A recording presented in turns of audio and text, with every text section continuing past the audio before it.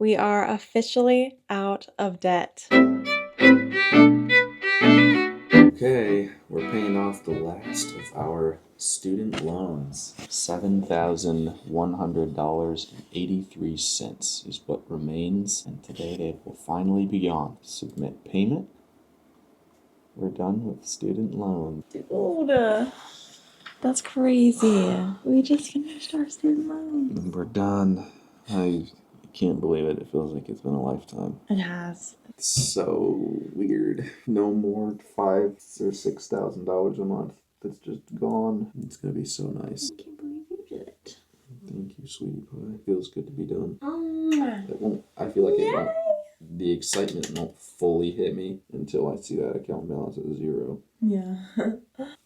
All right, baby. Let's get ready for the day. We accomplished something that honestly, it felt like it was going to be impossible to do in such a short amount of time. But now we're here and completely debt free. All of our student loans have been paid off. And I just want to share our journey and how we paid off almost $200,000 worth of student debt in only 3 years. In this video, I'm going to break down exactly how we did it, what we gave up, how we were frugal, and all the lessons that we learned along the way. Because if we could get out from underneath a mountain of debt, so can you. So let me start with where we were. 3 years ago, my husband and I weren't even married yet. He had a ton of student loans. So most of the debt wasn't even mine. And while he was working towards paying off his debt while we were still dating, I was paying off my debt. I only had about $30,000 in loans. And so I was paying that off. I was working 2 jobs every summer in between going to college, getting my degree, while living at home and just trying to pay off everything as quickly as possible while we were long distance. He was in a totally different state, working and putting all of his money towards student loans and living at home. So we both didn't have to pay for rent, no food or groceries. We're just living at home, but doing long distance for about 2 years. And so during that time, he put basically all of his money toward his student debt, and I put all of mine towards mine. And then when we got married about a year and a half ago, he still had about $70,000 in loans when we got married. So we had to figure out where we're going to live. He had to move where I was, so he had to switch jobs. I was in between jobs. It was a lot to figure out in such a short amount of time. And we didn't even have where we were going to live figured out until about a couple months before we got married. But during the time that we were separate, we were super frugal. I was less frugal, and so I didn't start doing like a no-buy year until this past year. Since January, I've spent like no money on just frivolous things, home decor, clothes, accessories, shoes, that kind of thing. I was really frugal this year, but the 2 years when we were doing long distance, we were both like, we are just going to crank out these loans. So I had 2 jobs. I was worship leading and I was a barista at a really nice hotel. And so I was making really good tips and I was putting everything I had towards my debt during the summer. And he was working full time doing some sort of sales job. And so he was putting everything that he earned into his loans.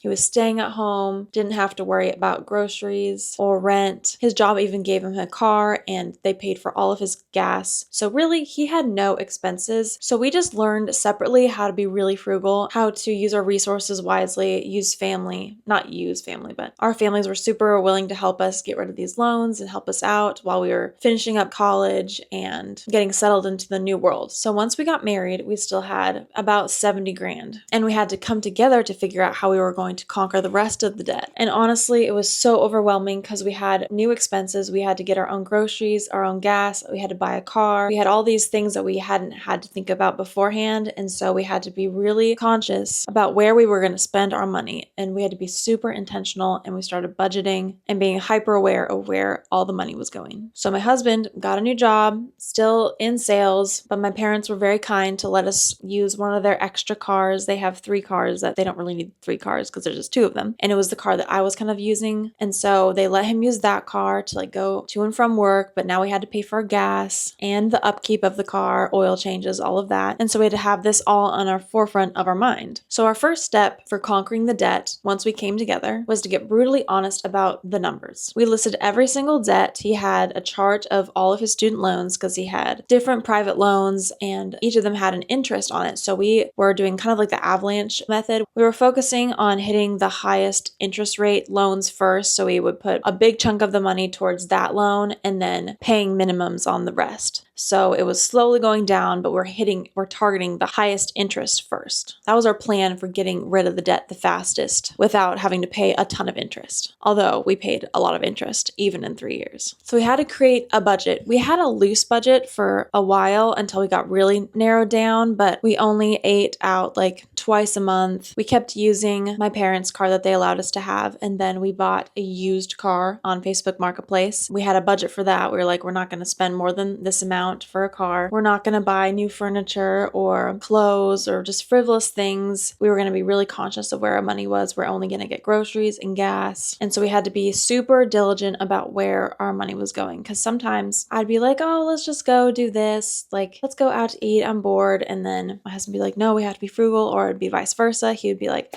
let's just DoorDash, and be like, no, I can make us food. Like, we'd spent a lot of money on DoorDash a little bit earlier in a marriage. And we were like, okay, we've got to stop doing this. It is draining our bank account. It was just too crazy. So I started to meal prep, be really diligent of my grocery shopping and not just buying whatever I wanted in the moment. I was like making a plan, making a grocery list. And if it wasn't on my list, I wasn't going to buy it. I tracked sales, and Costco would sometimes have these like $15 off deliveries. And so I'd make use of that. I was really checking the sales a lot, what was going to be on sale this next week for our local grocery store or Costco.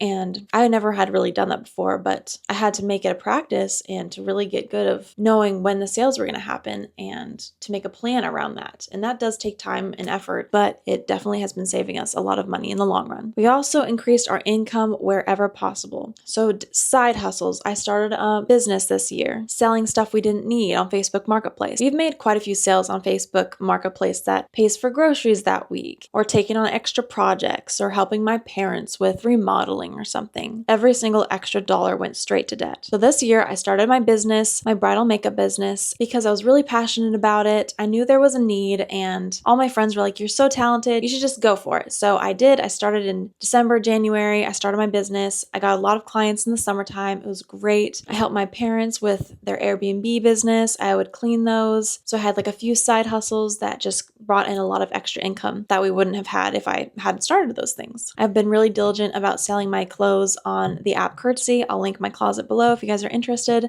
but I've been doing that a lot just with clothes that I don't really wear anymore. I've been really paring down on my closet because honestly, we don't even wear like half the stuff we own. We just keep accumulating things, and it's just, I'm trying to have more of a minimalist mindset and really paring down on my wardrobe. And so I've been selling a lot of more things and really keeping the stuff that I actually wear and that I love, and focusing more on thrifting, even though I haven't really been thrifting recently because I'm doing like a strict no-buy year. But even with jewelry, I've been getting into more like hobbies and like learning, oh, maybe I could sell my jewelry. Like I learned how to make these necklaces. I've been really having fun with that. Would you guys buy these? Like, let me know. Do you think I did a good job? Would you ever buy like these cool beaded necklaces? Because maybe I'll make that a side hustle. You never know. Let me know if you're interested. My husband works a full-time job, but his little side hustle now is he's a sound engineer for church, and he'll do that 2 or 3 times a month. And that's a little chunk of income that really pays for groceries or gas. It's just all those extra little things really, really add up and have helped us get towards our goal even faster. Yeah. Oh, okay. So side hustles were like a huge thing that really helped us get to our goal faster. Oh, I forgot to add, when we got married, we moved in with my parents in their basement, and they really helped give us a little kitchenette and allowed us to use all this furniture, so we didn't have to buy any furniture. All we have is like a few kitchen items, like wedding gifts, like a KitchenAid. I got an air fryer for Christmas from my parents. I have my own bedding and all of our own like stuff, but all this furniture, like I got this off Facebook Marketplace for only like $40. It's like a beautiful vintage antique dresser that I had to clean up and fix up. But getting things that we actually need off Facebook Marketplace or thrifting them has been really helpful to not just like overspend on furniture and things that we just really don't need to spend a ton of money on, which is great. I basically never buy anything full price, ever. Hardly ever. Another thing that we had to really get clear on is like what we're going to do for fun, because a lot of things you have to pay for to have to do things on the weekend, like going out for dinner or whatever. So we only went out for dinner about 1 to 2 times a month. We were really diligent about that, unless my parents were like inviting us to go out and they were going to like take us out, you know. But if we were going to spend money on going to dinner, then we would only do it twice a month. And since we live in a really beautiful naturey area, our fun time would be going on a hike or a walk, playing hockey in the wintertime, and we have a few pickleball courts nearby, and my parents have 4 pickleball paddles, and so they would take us out to go play pickleball, and that's free. Just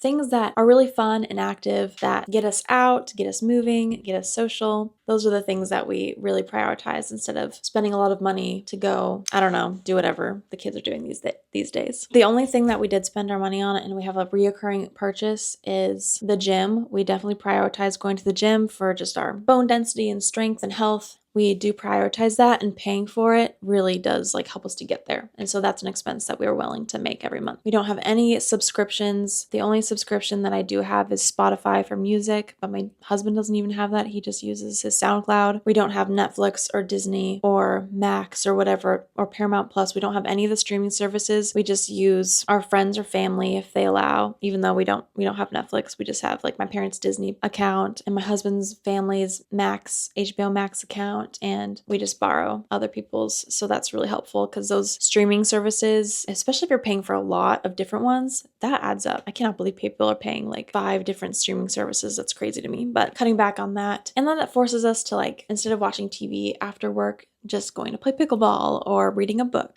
or going on a walk. And so that's been really good for our mental health and just being active and finding different hobbies. And I've been getting into jewelry making. And then we paid off our debt, and then I started this little jewelry hobby because I was like, we have a little extra money. And so I got some beads and wire, and that's the thing that I splurged a little bit on, is to make my own jewelry after we paid off our debt. So those are the habits and the things that we did to pay off our debt really fast. And we were patient, and we were frugal, and we were really conscious about what we're spending our money on. And we were very thankful to my parents for giving us a car to borrow, giving us a place to stay. They are charging us rent starting in November. They're gonna charge us rent because they're like, now that your loans are paid off, now we can charge you rent. But I'm like, okay, it's not the best thing for us, but whatever. They've done a lot, so it's okay. But I won't lie, this whole process was not easy. Living with your parents it's a blessing, but it's also like, you want to get out, you want to have your own place, especially when you're married. You're like, oh my gosh, living with your parents is not ideal, but it has helped us to get to our goal than we would have if we were renting somewhere and had to get all the new furniture and,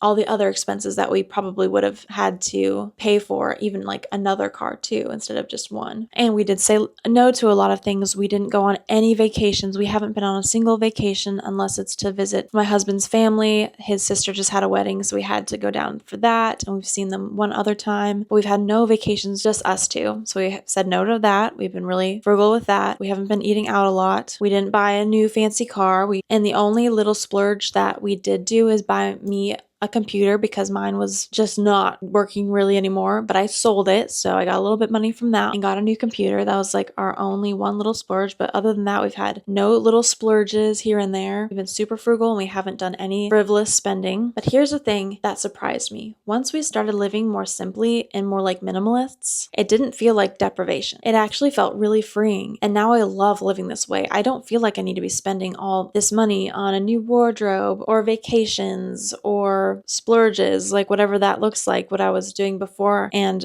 spending frivolously and home decor and all the things. I made a video, you can watch it up here, about me talking about how I'm not going to be buying any fall decor. It's just, you don't really need it. And once you start living without it, you're like, oh my gosh, I feel just lighter. I want less stuff. I want to get rid of even more, because it really is just a weight. It's freeing. The more stuff you have, the more you have to worry about it, the more you have to clean things. Upkeep is just a lot more. Like, it really is better to have less things. It feels better. And so that is definitely something that I've learned. And the biggest lesson that I've learned is that money is emotional. You have to stay disciplined through the setbacks. We celebrated little wins along the way. We were diligent about putting $5,000 to $6,000 every single month into student loans. The last 2 months, we even put $7,000. And so we were even more frugal because we're like, we can do it. We have the capacity to put even more in and get rid of it now. And paying off our credit cards every single month, being diligent with that. We were just celebrating those little wins and being proud of ourselves along the way. And that really helped us to be like, oh, we can do this. And if we had this much debt again, we could do it again, even though I definitely don't want to do that again. But now, after 3 years of being long distance, getting married, putting the debt together, figuring out life together, being frugal, having the same financial goals has really helped us in our, not only our marriage, but in life, just living simply. And then finally, the day come where we made our last payment and we were free. And then a weight just lifted off our shoulders. And my poor husband, he feels like he's so behind because now we're like at net zero basically, but we're like building up our wealth now. And so he feels like all of his friends are like ahead of him. But it's not true. Like he has built so many skills, and I truly admire him for how hard he works and how diligent he's been. Yeah, he's been so disciplined and he's been motivated this entire time, even though some days felt just like, how are we ever going to get to the finish line? But then we did. And after years of grinding, budgeting, and saying no to things like vacations and a new car and new things, we finally get to say yes to freedom. So if you're in debt right now, I want you to hear this. It is possible. No matter how much debt you have, it is possible. I mean, we had about $200,000 of student loans collectively, and we paid it off. Yes, we were separate and we're living really frugally, but that's possible. And we did it in 3 years. So if you're in that same position and you're like, this is going to be impossible, I'm going to have to pay the minimums for 30 years or whatever those people try to get you hooked in. They're like, you're going to pay it off the minimums and we're going to make so much money off of you. It's a scam. It's horrible. And if you're in that and you're like, it's impossible for me to even make a dent, just know that small, consistent steps really do add up. I mean, we're living proof. You can do it. And if you have to move back in with your parents, then it's okay. Like that does not mean you're a failure and you're not succeeding at life. You're actually being smart. You're making smart money moves so that you can set yourself up for an even better future and a debt-free future. So just know that you are not alone. If you are in your 20s and you're looking at your massive student loan debt and you're like, how am I going to do this? Just know that you just have to be diligent. You have to be disciplined. You have to figure out what you're going to prioritize so that you can knock it down as fast as possible if that is your goal. And just know that it is possible. If you found this video helpful or inspiring, please hit that like button and subscribe if you want to hear more about my journey and how to be frugal in your 20s and living free financially and just living simply. And hit that bell so you never miss a video from me. And if you know somebody who's in a lot of debt, would really benefit from hearing this, then please send it to them. And let me know in the comments, what is your biggest financial goal right now? Is it paying off debt? Is it saving up for a house or for a car? Is it paying off your student loans? Whatever it is, put it down in the comments and I'm going to hype you up because I know that you can do it. Thank you so much for watching and I'll see you in the next one. Have a blessed day.